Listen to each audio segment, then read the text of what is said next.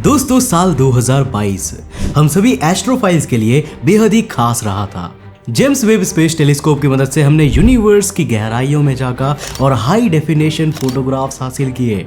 दूर अंतरिक्ष में मौजूद गैलेक्सीज, नेबुलास और कॉन्स्टेलेशंस के इन फोटोग्राफ्स ने हमें सरप्राइज करके रख दिया। 2022 में वैज्ञानिकों ने मिल्की वे के सेंट्रल सुपरमैसिव ब्लैक होल की फोटोग्राफ लेने में भी कामयाबी हासिल की। अब दोस्तों जब पृथ्वी सूरज के अराउंड एक नई ऑर्बिट में निकल पड़ी है तो ये हम सभी के लिए फिर से कई एस्ट्रोनॉमिकल इवेंट्स को देखने का मौका भी लाने वाली है। और इस साल की सबसे बड़ी हाईलाइट होने वाला है कॉमेट C/2022E3। अब दोस्तों ये ग्रीन कॉमेट है जो करीब 50,000 सालों में सूरज का एक चक्कर लगाता है। अब देखो इसे अभी पिछले ही साल पहली बार खोजा गया था और इस साल ये पृथ्वी से क्लोजेस्ट अप्रोच करने वाला है। 12 जनवरी 2023 को ये सूरज से अपने क्लोजेस्ट डिस्टेंस पर पहुंचा था और अब 1 फरवरी 2023 को ये पृथ्वी से क्लोजेस्ट डिस्टेंस पर आएगा। हाँ लेकिन डोंट वरी, ये हमसे टकराने नहीं वाला, बल्कि ये कॉमेट पृथ्वी से करीब 4.2 करोड़ किलोमीटर दूर से निकलेगा। अब जरा सोचो, आखिरी बार जब ये कॉमेट पृथ्वी के करीब से गुजरा था वो समय आज से 50,000 साल पहले का था। उस समय हम इंसान पत्थर के हथियार बनाया करते थे और शायद निएंडरथाल ह्यूमंस भी पृथ्वी पर मौजूद थे। अब 1 मार्च 2023 को हमें आसमान में वीनस और जुपिटर एक दूसरे के काफी करीब दिखने वाला है। ऐसा लगेगा जैसे दोनों एक दूसरे से टकराते हुए निकल रहे हैं, पर यह सिर्फ एक ऑप्टिकल इल्यूजन होगा क्योंकि रियलिटी में इनके ऑर्बिट के बीच बहुत ज्यादा डिस्टेंस है। Now point to be noted here, यहाँ पर हमें वीनस ज्यादा बड़ा और ब्राइट दिखेगा और जुपिटर छोटा और डिम। अब ऐसा इसीलिए क्योंकि वीनस पृथ्वी से काफी करीब है और जुपिटर हमसे काफी दूर। अब दोस्तों अगर आप अंतरिक्ष टीवी को इंस्टाग्राम पे फॉलो करते हो तो आप इक्विनॉक्स के बारे में तो जानते ही होंगे।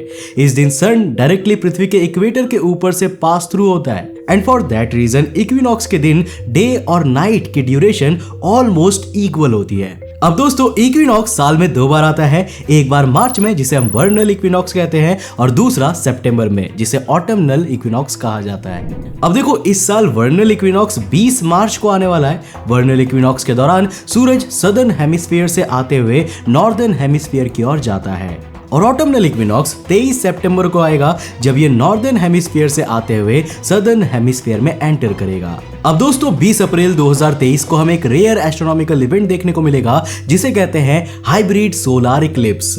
अब जैसा कि इसका नाम है, ये टोटल और एन्युलर सोलर इक्लिप्स के बीच का हाइब्रिड होता है। टोटल सोलर इक्लिप्स में मून की शैडो सूरज को कंप्लीटली ब्लॉक कर देती है और एन्युलर सोलर इक्लिप्स में बहुत कम एरिया को ब्लॉक कर पाती है। पर हाइब्रिड में हमें कुछ समय के लिए टोटल सोलर इक्लिप्स दिखेगा और कुछ समय के लिए एन्युलर। अब देखो ये इवेंट इतना रेयर इसीलिए है क्योंकि 100 सालों के समय में हमें ऐसा 6 या फिर 7 बार ही देखने को मिलता है। अब आखिरी बार ये इवेंट 3 नवंबर 2013 को देखने को मिला था। हालांकि आपको बता दूं कि ये इवेंट आप तभी एंजॉय कर सकते हैं जब आप इंडोनेशिया, ऑस्ट्रेलिया या फिर ईस्ट टाइमोर में रहते होंगे। एंड आई थिंक कि आप में से ज्यादातर लोग इंडिया में रहते हैं तो आपके लिए ये देख पाना काफी मुश्किल है। बाकी दुनिया के लिए ये एक नॉर्मल एनुलर सोलर इक्लिप्स जरूर हो जाएगा। लेकिन इनके कंपैरिजन में मीटियोर शावर काफी कॉमन इवेंट्स होते हैं। हर साल हमें कई सारे मीटियोर शावर्स देखने को मिलते ही है। अब दोस्तों इससे पहले कि मैं आपको मीटियोर शावर्स के बारे में बताऊं, हमें ये जान लेना चाहिए कि आखिर मीटियोर शावर होता कैसे है। अब देखो इसे हम लाइरिड मीटियोर शावर के एग्जांपल से समझते हैं जो कि 22 और 23 अप्रैल को होने वाला है। दरअसल C/1861G1 दैचर नाम का एक कॉमेट है जो हर 415 सालों में एक बार पृथ्वी के करीब से गुजरता है। अब आखिरी बार ये साल 1861 में पृथ्वी की ऑर्बिट को क्रॉस करते हुए गुजरा था। अब देखो दोस्तों, जब ऐसा कोई कॉमेट गुजरता है तो वो अपने पीछे कॉस्मिक डस्ट और डिब्रीज छोड़ता हुआ जाता है। अब मान लेते हैं कि पृथ्वी की ऑर्बिट के इस पॉइंट पर वो अपना निशान छोड़कर गया था। तो अब जब अगली बार पृथ्वी अपने ऑर्बिट को पूरा करते समय इस पॉइंट से गुजरेगी तो इसमें से कुछ पार्टिकल्स पृथ्वी के एटमॉस्फेयर में एंटर कर जाएंगे और हमें मीटियोर शावर्स के रूप में दिखाई देंगे। अब लाइरिड मीटियोर शावर हमें लायरा कॉन्स्टेलेशन की ओर दिखता है और ऐसे ही 6 और 7 मई को एटा एक्वारिड्स मीटियोर शावर होगा जिसका सोर्स हैलीज कॉमेट है। अब ये हमें एक्वारियस कॉन्स्टेलेशन की ओर दिखाई देता है। 21 जून 2023 को समर सॉलिस्टिस होने वाला है। अब नॉर्दर्न हेमिस्फीयर में रहने वाले हम लोगों के लिए ये साल का सबसे बड़ा दिन होता है और रात सबसे छोटी होती है। अब इस दिन सूरज अपने पृथ्वी के किसी एक पोल से मैक्सिमम टिल्ट पर पहुंच जाता है। वहीं सदर्न हेमिस्फीयर के लोगों के लिए यह सबसे छोटा दिन और सबसे बड़ी रात होती है। अब दोस्तों 28 और 29 जुलाई को डेल्टा एक्वारिट्स मीटियोर शावर देखने को मिलेगा, जिसका पॉसिबल सोर्स कॉमेट 96P मैकोज को माना जाता है। अब ये भी हमें एक्वेरियस कॉन्स्टेलेशन की ओर ही दिखता है। 12 और 13 अगस्त को बारी आती है पर्सीड मीटियोर शावर की। कॉमेट स्विफ्ट टटल के कारण होने वाला ये शावर हमें पर्सियस कॉन्स्टेलेशन में देखने को मिलता है। 24 अगस्त 2023 को हमारा चांद एंटेरस स्टार के साथ ऑक्यूलेशन करने वाला है, यानी कि हमें मून एंटेरस स्टार के सामने से गुजरता हुआ दिखाई देगा और पृथ्वी पर रहने वाले इंसानों के लिए एंटेरस की लाइट ब्लॉक हो जाएगी। अब मैं आपको बता दूं कि पृथ्वी से 550 लाइट ईयर्स दूर स्कॉर्पियस कॉन्स्टेलेशन में स्थित एंटेरस पृथ्वी के आसमान में दिखने वाला ब्राइटेस्ट स्टार्स में से एक है। और बीटलजूस की तरह इस रेड सुपर जायंट स्टार में भी एनी टाइम सुपरनोवा एक्सप्लोजन हो सकता है। जी हाँ दोस्तों, वैसे अपने पिछले वीडियोस में मैंने आपको सुपर मून के बारे में बताया हुआ है। अब इसका टेक्निकल नेम पेरिजी सीजीजी है। अपनी ऑर्बिट में जब मून पृथ्वी से क्लोजेस्ट डिस्टेंस पर होता है तो इसे पेरिजी कहा जाता है।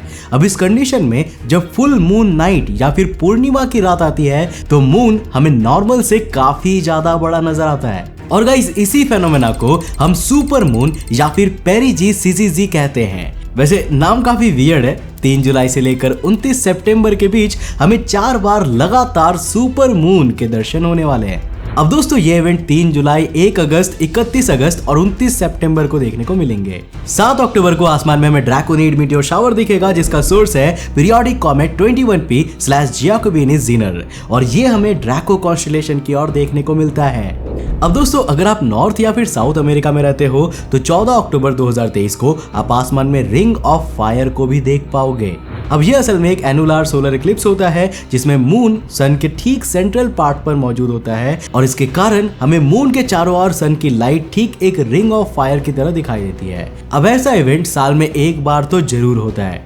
अब दोस्तों 21 और 22 अक्टूबर को हमें ओरायन कॉन्स्टेलेशन की डायरेक्शन में ओरायोनिड्स मीटियोर शावर देखने को मिलेंगे, जिनका सोर्स भी हैलीज कॉमेट ही होता है। ऐसे ही 4 और 5 नवंबर को हमें टॉरिड्स मीटियोर शावर दिखेंगे, जिनका सोर्स है कॉमेट एंकी और ये हमें टॉरस कॉन्स्टेलेशन में दिखता है। अब दोस्तों यहाँ पर मैं आपको क्लियर कर दूं कि एक मीटियोर शावर के दौरान हर घंटे 10 से लेकर हजारों मीटियोर शावर आसमान में बरसते हैं। अब इनमें से ज्यादातर तो धूल के दाने के साइज के होते हैं और पृथ्वी के एटमॉस्फेयर में एंटर होते ही तबाह हो जाते हैं। पर बहुत रेयर केसेस में ही ये मीटियोर्स पृथ्वी के सरफेस तक पहुंचने में कामयाब होते हैं।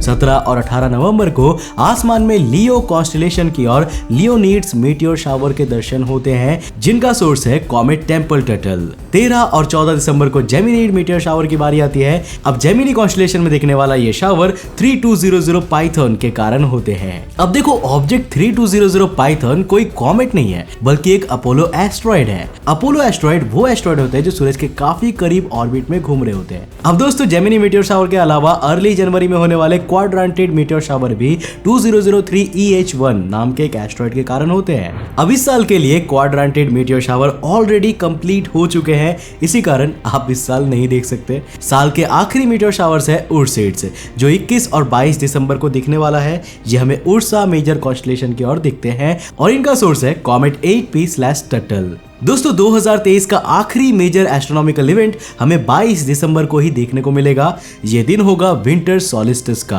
अब इसे आप 21 जून को पड़ने वाले समर सॉलिस्टिस का उल्टा मान सकते हो। अब विंटर सॉलिस्टिस का दिन सदर्न हेमिस्फीयर में रहने वाले लोगों के लिए साल का सबसे बड़ा दिन और सबसे छोटी रात होती है। और वही बात करें नॉर्दर्न हेमिस्फीयर के लोगों की तो ये साल का सबसे छोटा दिन और सबसे बड़ी रात होने वाली है। अब जैसा कि आपको पता ही होगा कि हमारा भारत नॉर्दर्न हेमिस्फीयर में है, यानी कि हमारे लिए 21 जून को सबसे बड़ा दिन होगा और 22 दिसंबर को सबसे छोटा दिन। अब ऐसे ही अगर कोई ऑस्ट्रेलिया में रहता है तो उनके लिए ये बिल्कुल उल्टा होगा। अब दोस्तों यहाँ आपको ये बात ध्यान रखनी होगी कि जरूरी नहीं है कि ये सारे इवेंट्स आप अपनी आंखों से देख पाओगे, क्योंकि देखो जिन जगहों पर हम इंसान रहते हैं वहां पर पोल्यूशन के लेवल्स ऑटोमेटिकली बहुत ही ज्यादा हाई हो जाते हैं। अब चाहे वो एयर पोल्यूशन हो या फिर लाइट पोल्यूशन, इन दोनों के कारण हमें आसमान क्लियर नहीं दिखाई देते। और जब आसमान ही साफ नहीं दिखेगा तो यार आप खुद ही सोचो कि हम एस्ट्रोनॉमिकल इवेंट्स को कैसे देख पाएंगे। वैसे अगर हम कोई गांव या फिर हिली एरिया में जाकर आसमान को देखते हैं तो हमें आसमान में बहुत सारे स्टार्स दिखाई देते हैं। और दोस्तों यही कारण है कि ऑब्जर्वेटरीज भी रिमोट एरियाज में बनाई जाती है, जहां पर दूर दूर तक इंसान ना तो रहते हैं और ना ही रहने वाले हैं। बाकी क्या आपने कभी स्टेरी नाइट को रियलिटी में देखा है, और इनमें से कौन सा इवेंट आप इस साल देखने के लिए एक्साइटेड हो, हमें नीचे कमेंट करके जरूर बताना। अब दोस्तों आप लोगों की डिमांड थी, इसलिए मैं ये वीडियो ला चुका हूँ। अब आपका काम है इस वीडियो को लाइक करने का और अपने फ्रेंड्स और फैमिली के साथ शेयर करने का। अब दोस्तों अगर आप साल 2023 में लगातार एस्ट्रोनॉमिकल इवेंट से या फिर इस तरह की जानकारी से लगातार जुड़े रहना चाहते हो तो हमारे इंस्टाग्राम पेज को जाकर फॉलो जरूर कर लेना, अंतरिक्ष_TV।